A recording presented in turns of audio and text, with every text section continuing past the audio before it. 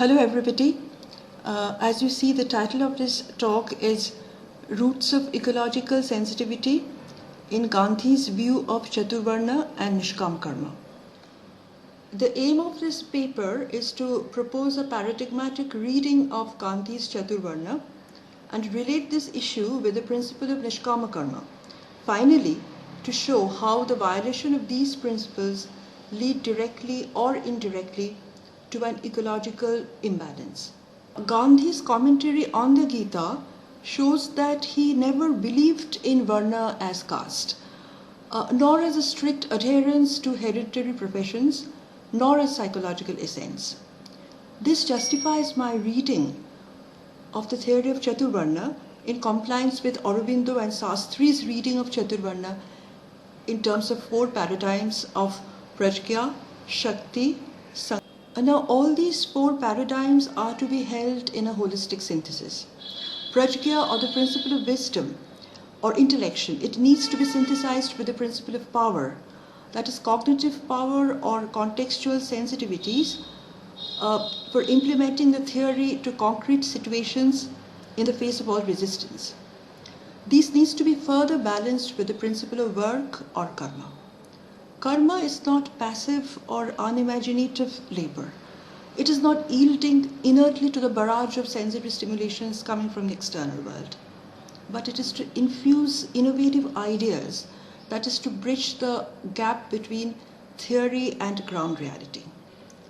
This is how the work of a technician and a laborer blends with that of a theoretician under the principle of Sanghati or harmony. Incidentally, in the Gita, Gandhi had translated Jnana and Vijnana as knowledge and discriminative knowledge, where he has pointed out that they are based on experience and not on dry, bookish knowledge. He has also said there that every individual should display in varying measures the qualities associated with all the four Varnas. Thus we can say that Gandhi's reading of Chaturvarna is in keeping with the fourfold synthesis of the paradigms. Now, what does all this have to do with Nishkama Karma and further with ecological harmony? You see, Nishkama Karma is one where the agent acts not for the sake of any result or the fruit of the action, but for the sake of action itself. Now, what does this come down to is that any rule of action has a non-specific generality or an abstractness, which makes it impossible for it to foreshadow a unique result. There are indefinite layers of ceteris paribus clauses and ever proliferating intermediary conditions that delink the rule of the action from the desired fruits. However, you may try to create an artificially sanitized situation, removing all unwanted influences and disturbances. It is the very nature of space whereby every region gets penetrated by every other. This prevents us from putting a clean barricade around a privileged region. And interestingly, you see, this intractable penetration of space will affect not only those actions which are motivated by egotistic interests, but also those actions which are done with a motive to achieve the general good for the greatest number of people. Thus, both egotistic actions as well as the utilitarian ones reel under the folly of encapsulating or consummating the rule with a unique result. You see, the more the agent can liquidize the harsh rigidity of his rule of action in terms of its intermediary conditions, the less he is prone to the error of consummating the rule with a unique consequence. Less is he swayed by the desire for rule encapsulation.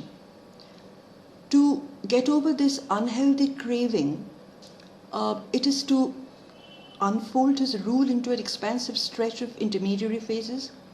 It is to dig up more and more unpredictable layers of space, and also to explore newer modes of interaction with the environment. Now, Gandhi on the notion of Nishkama Karma in the Gita has laid down, let not thy motive be the fruit of the action. He has also said that the reward of the work is entirely for God to give. What it means is that while our coveted results are erroneously seen as the natural and inevitable consequences of our action, they should properly be conceived as the contingent consequences dependent on the many intermediary conditions. And this idea that the rule does not foreshadow the desired consequences, this is what Gandhi has praised as the reward of the work, as falling within God or nature. Now, it is this nature or environment that we are trying to understand as fraught with intractable and unpredictable folds through which our rules of action have to space out. To freeze the rule in terms of a unique result is to lose sight of the holistic nature of environment and get bogged down by a putative insularity of space. Our environment is a constant interaction between matter and energy, forming a holistic enclosure of the biotic and the abiotic components. Space is virtually an ecological balance or a state of dynamic equilibrium composed of all possible biological diversities. It is this equilibrium of nature that is violated by our Sakama fallacy of rule encapsulation or rule consummation. I shall talk of a few examples to flesh out these rather abstract claims in more concrete terms. First, let us consider the cases of artificial viruses being created for gene therapy, which works by effective introduction of nucleic acid into the target cells. But this apparently smooth and super efficient transmissibility of the artificial viruses is ridden by many ceteris paribus clauses. For example, when viruses are exposed to the blood component, they often lead to premature destabilization. Secondly, they often lead to release and degradation of plasmid DNA. Thirdly, they lack target cell specificity. Fourthly, and more importantly, the process of diffusion and convection through which these gene carriers have to travel through the interstitial space of the tissues may be slowed down by a non-specific interaction with the extracellular matrix components. Now, these hitches are not simply errors of omission, but they have been recorded to cause positive errors, that is causing leukemia or even deaths to certain patients who have been inserted with these artificial viruses. Beyond these technicalities, the intuitive message is clear enough. The rule for creating artificial viruses or gene carriers are mediated by multiple layers of space pertaining to the entire environment of the human body in which the virus is inserted. This effectively shows that we cannot dictate nature. We cannot command the ocean waves to advance only to that point we want it to be. Let me now go to another aspect of this action of creating artificial viruses. Due to the high level of transmissibility and susceptibility of the viruses, whether artificial or natural, there is always the risk of leakage from the laboratory. And the way that the craving for a unique package of results jeopardizes human safety and environmental balance is more palpable in this case. Here one cannot argue that the project of creating a super virus with the optimal degree of infectivity, virulence and vaccine resistance is a pursuit of knowledge for the sake of knowledge. Can one say that so long as the action of creating artificial gene carriers is not motivated by any vicious bioterrorist goal, such action should not be restricted by extracognitive considerations of human safety and security? No, one can't give that kind of defense. Whether it is a project of gene therapy or for the sake of knowledge, several questions can be added or asked pertinently about this project. For example, have safety measures been considered at every stage? Was the technology certified? Were the researchers trained sufficiently?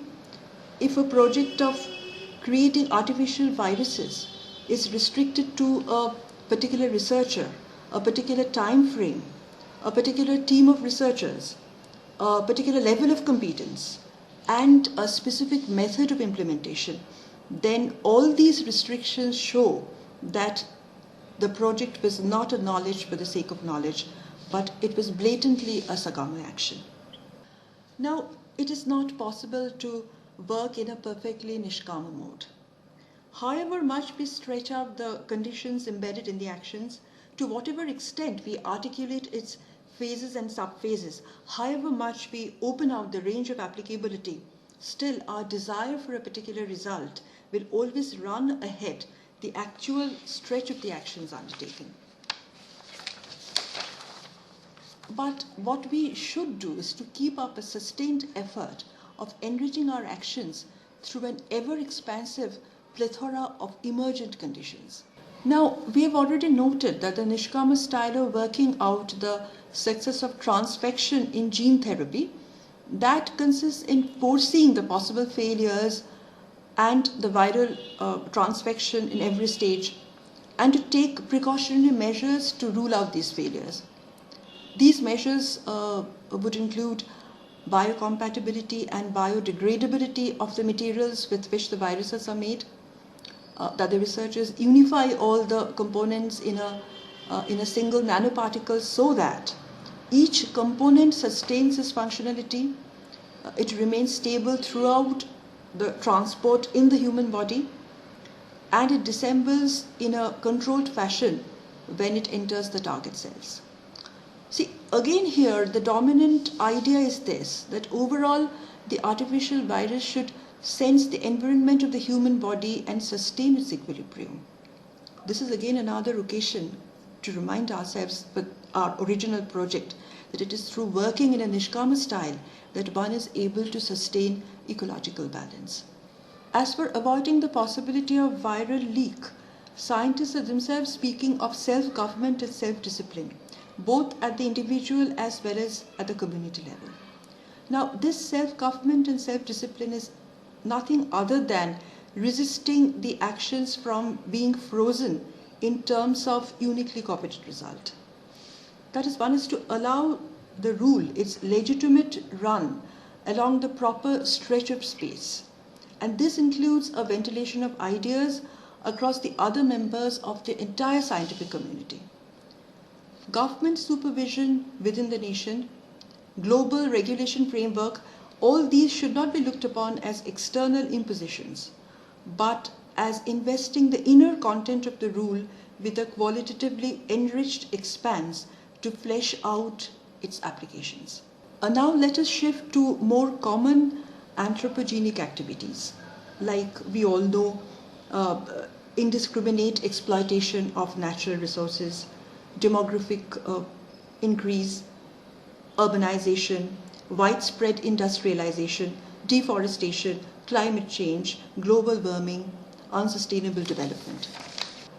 In all the short-sighted actions mentioned above, we operate with a supposedly insular space, where we do not understand how a slight change in one space-time region can lead to colossal effects in the totality.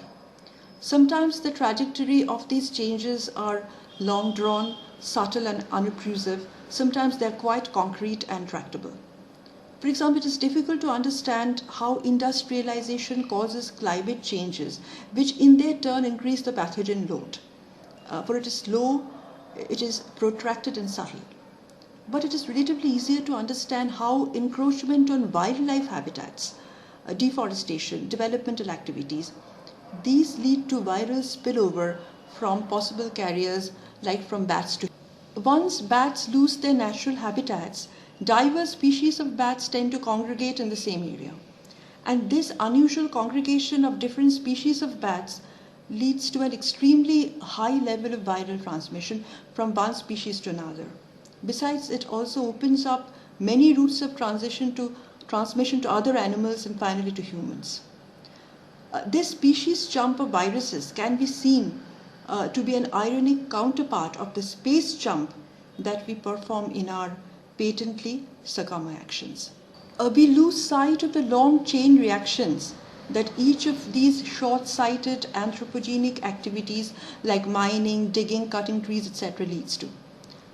And as we stagnate the flow of space in our myopic vision, we thereby unleash unprecedented and vicious routes of combination in nature, that is, unforeseeable modes of zoonotic viral transmission. We virtually open up our own bodies as mixing pots of the evolutionarily significant phenomena like zoonotic transmission and viral mutation. Further, these routes of zoonotic transmission and viral mutation, they're also possibly opened up when there is a mixed sale and slaughter of wild and domestic animals, mammals, birds, reptiles, all mixed in the market. Indiscriminate eating of new species, bushmeat consumption like of reptiles to pangolins, antelopes to hippopotamuses, chimpanzees, gorillas, etc. Illegal trafficking of bushmeats to different countries, artificial breeding for consumption, not following the safety food standards, not proper cooking procedures. So all these pose risk to pathogens and viral spillovers. These actions exhibit the principle of sakama karma in the most blatant manner. It is the sheer gluttony and promiscuity in food habits, catering only to the momentary pleasures of the tongue, that renders these actions as short-sighted in the most literal sense of the term. It is again these actions that open up the floodgates for the vicious combinations in nature, offering our bodies as potential hosts. Let us note that there is no creativity in these discriminate combinations. Both the creation of artificial viruses without taking elaborate safety measures and the indiscriminate combinations in deforestation, logging, digging, etc. They are in a way worse than the child's play of combining flat shapes and pigments. These anthropogenic activities, they too take space as flat and frozen patches and go on with a thoughtless game of permutation and combination of one object with another without unfolding these seemingly flat fragments into the subtle, complex flow of nature's continuum. To wind up with a reminder of Gandhian project, that of unifying Chaturvarna, Nishkama Karma, scavenging and ecological balance. To discard things as useless and eliminable is again to lose sight of the dynamic equilibrium of nature. You tend to see nature in flat, discontinuous patches. You fail to appreciate how the so-called refuse of our daily activities are absorbed or trying to be absorbed with nature. And the best way to appreciate Gandhi's eulogy of scavenging is to read this act of scavenging under the synthesis of the four paradigms, that is of knowledge, power, harmony and work. The paradigm of knowledge will highlight the scientific facts of ecology and environment. The paradigm of power implements them into a sustained harmonization of theory and practice.